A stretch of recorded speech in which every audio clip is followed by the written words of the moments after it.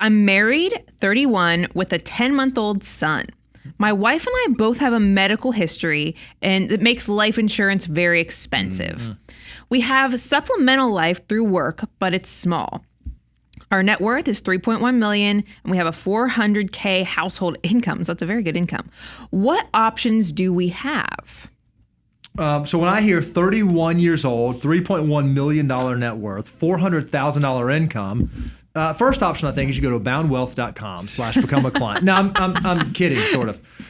One, you're in an amazing spot, but you have recognized there is this unique thing. If you have a medical history, sometimes getting life insurance, and by the way, we have life insurance to protect our income for those who depend upon it, right? So if someone's dependent upon your ability to create income for their well-being, whether that be kids or a spouse or a dependent or whatever that may be, then you have an insurable need on your life. If something were to happen to you, that person would need your income to be replaced. And certainly with a 10-month-old and as a married couple, it sounds like you have an insurable need. But you've had a medical issue that has now caused you to have either trouble getting insurance or it causes your insurance to become very, very expensive. So what do? Well, there are generally two options. One I like a lot more. You said, okay, I do have insurance through my employer. One of the great things you can do is most employers, or not most, but a lot of employers will have some level of minimum coverage they provide for you at their cost.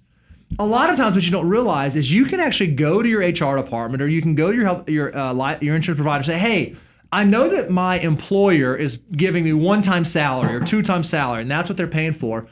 Do I have the ability through work, if I'm willing to pay for it myself, to increase my insurance coverage? Well, when you do that through your employer-sponsored plan, you don't have to get specific underwriting for you unless it's over a certain limit. But most times you don't have to go through medical underwriting. You just get underwritten in the same pool as your colleagues or the group that insurance plan is under.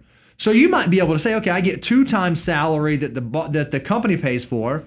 I'd like to increase that to another 3 more times salary or 5 more times salary, and I'll pay the difference. You don't have to go through medical underwriting, so you can get the same rate. So that's option number 1. Option number 2, and this is assuming that you are insurable and you say, man, I really, really need this.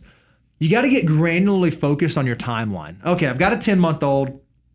I just want to get the 10-month-old out of school, or maybe I want to get them till we reach financial independence. And if we know that our financial independence date is 10 years in the future, what I'm going to go do is I'm going to go get a term policy for 10 years. And I know that it's going to be expensive. It's going to be more costly than it would be otherwise. But I'm going to figure out how I can pay for that and how I can work it into my budget so that I can make sure that I have that need covered. And that might be a way to be able to afford it as opposed to going to a 20-year term or a 30-year term. That's exactly, you've written that. Once again, we're sharing a brain because I had maximize that work insurance. This is teachable moment.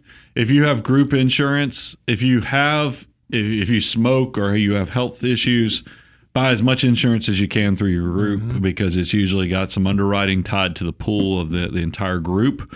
If you're super healthy, you're out there running half marathons and you're doing all kind of other crazy things and biohacking, you probably want to go get underwritten by yourself. So don't load up necessarily beyond the free at work. That's just general advice. Do some research on your plan. I don't know your specifics. The other thing, I like Bo's idea because remember, insurance, specifically life insurance, is to build that bridge until you can self-insure through financial independence. And I love the thought of if you can figure out, and that probably is take the relationship to the next level, is somebody calculating out, how close are you to being at that self-insure mark, especially having a net worth of $3.1 million. At 31. At 31. And that was what led to my third point, was make sure you look at your net worth structure to when you're taking into account that self-insure or financial independence status. Because if 3 million of your 3.1 million is you just bought a house that all of a sudden an ocean developed right outside your door and now it's worth a fortune. I'm being facetious, of course, but meaning that your property is all your value. That's not necessarily liquid, and it can't be your financial independence unless you sell that use asset.